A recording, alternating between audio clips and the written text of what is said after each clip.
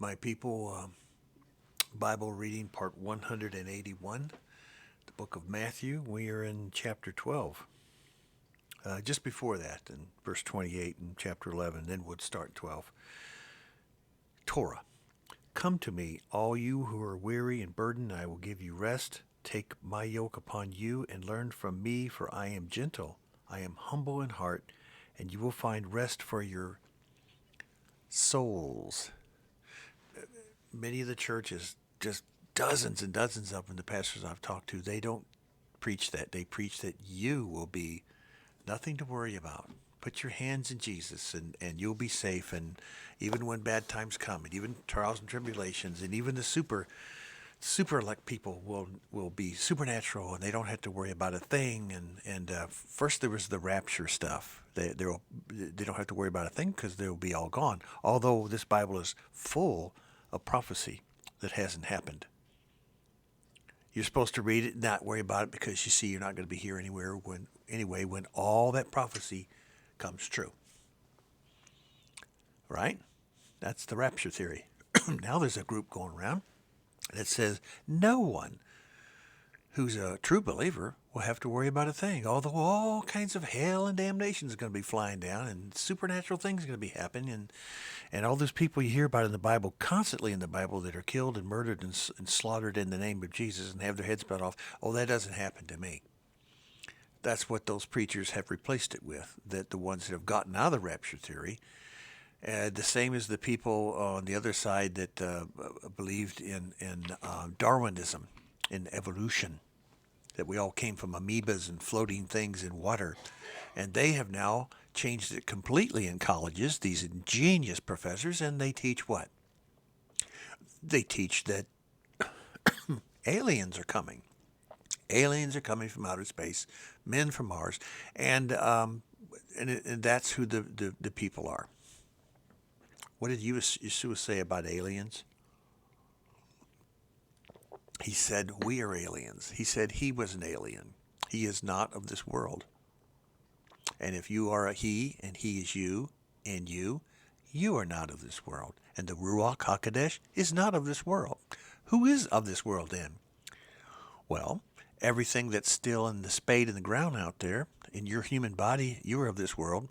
And what Yeshua just said here, you are living in a human body. It ain't going to heaven. It will be supernaturalized the only way it's going to go. And that supernaturalized will have a new heart. And when that happens, it's a huge argument. But what do I plan on? I plan on the worst case scenario. Always do. You can't go wrong. All this supernatural everything ain't going to occur. And I could easily be killed and slaughtered for the name of Yeshua. And I will. And I'm prepared for it. And if not from a supernatural, that's fantastic. But if it's true that we have to wait to the great white throne judgment before everything is supernaturalized and only those who's had their heads cut off, as it's written in the book of Revelation, will be the first fruits to serve and reign and rule with Yeshua on this millennial earth, then if that's true, you plan for it. And if it's not true, you're a win-win every time. Yeshua says your soul will find rest. Your soul. But your bodily activities that go on every day here, just getting up every morning these days is something stupid on the news or something the government doing or something that Satan and his little minions are plotting and planning next. It's getting worse and worse. If you plan for all this as a so-called Christian sheep or shepherd, a so-called Hebrew roots, a so-called Messianic, then if you plan for the worst, then you can do nothing but hope for the best. You can't lose. But all these other schemes that they sell you on this internet and television, books and magazines and DVDs, why not just read the Word? Why not just read the Word? You'll notice I didn't advertise. This is what, number 181? I have not mentioned selling anything at all. And you're not going to hear it on this. If I can afford everything, I'll give it away as much as I can. All right. Now we get in chapter 12. And this is about the parable of the seeds, about the wheats and the tares and so forth. Pretty interesting because it equates, in the Old Testament, it equates to the seed was us. We were the seed that Yahweh planted on this earth. We were the seed that came through Adam, our DNA. That was the seed. If he planted that seed and made Adam from the earth, the Adam, red man, just like all the other humans that were on this earth that did not have the seed planted in them,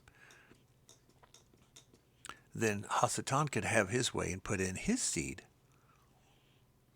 He can't create anything new, but he can alter and destroy. And that's why we have so many people out there, and I don't know. I could line up 100 people I know right now. I don't know who is the seed and who will hear and obey. I don't know the difference between that and a liar. But you spend time with somebody, you do know. That's why it's one of the Torah commands, royal Torah, to forsake not your weekly Shabbat with your family, and forsake not your yearly Shabbats, your high Shabbats, with other believers. Gather together in congregation. All right. That's what chapter 12 is all about. Well, we'll continue on with it because it's pretty good stuff. They talk about the temple being taken down and so forth, and that not one stone will be left. And we've talked about that so many times. I do not have any faith whatsoever in the current so-called place near the Dome of the Rock being the temple of Herod, the temple of Solomon, or where David had his tent with the Ark of the Covenant in it. Don't have any faith in that. I follow the river traffic, the water that goes down and where the water was, because you've got to have really close water, spring supplies of fresh, clean water to do the sacrifices and do the cleanliness of the temple. You've got to, and that is not on the Temple Mount. Plus the fact that not one stone will be left up and the place will be plowed under. There's a highway, as we've mentioned, in the Opa area, which is north of the, just north, very short, couple hundred yards north of the old city of David, which is now a 4-lane highway, or a highway. I think it's at least 2 or 3 or 4 lanes. In verse 32 in chapter 12, anyone who speaks a word against the Son of Man will be forgiven. Interesting. But anyone who speaks against the Ruach HaKodesh will not be forgiven. The one unforgivable sin. Hasatan spoke against the Ruach. He claimed to be God. He's trying his best to usurp the throne. And so it goes for us. So is there a hell and eternal damnation and fire and forever destroyed? Will a soul be destroyed? Hundreds and hundreds of preachers say no. Thousands and thousands of preachers say no. The soul will always exist. Some of the churches teach in the Catholic faith that you'll be forgiven. You'll have to go through purgatory. You may have done a bad. You may have to go to hell 57,000 times. But one of these days, you're all coming out. Everybody's coming out of purgatory, and y'all going to heaven. Really? No. Run from those churches. Oh, my goodness. The lies out there, it's hard to keep up with them. We are in chapter 13. And all through this book, you hear this. He who has ears, let him hear. Chapter 13, verse 9. Say it again? Does he say it again? Oh, I think he does. Same chapter, verse 43. He says it again and again and again and again. Pay attention to that. Verse 16 in the same chapter. But blessed are your eyes because they see, and your ears because they hear. There it is again. For I tell you the truth, many prophets, a righteous man longed to see what you see, but did not see, and to hear what you did not hear, but to hear it, but did not hear it. There it is again. The one who, when anyone hears the message and the kingdom does not understand it, the evil one comes and snatches away what is sown in his heart. When you clean your house up and you get saved, stay in the Word. Don't fill it. Don't let it remain empty. Fill it. Fill it with the Ruach. Fill it, because it will be filled with something else. This is the seed sown along the path. Rocky. It's worthless. It's not going to last long. I'm on fire for Jesus. 6 months later, they're back at their same old ways, and they never return. They never return again. That's the man who hears the word and at once received it with joy. But since it has no root, it lasts just a short time. Now that's the rocky places. Then there's the good soil. Then there's the thorns.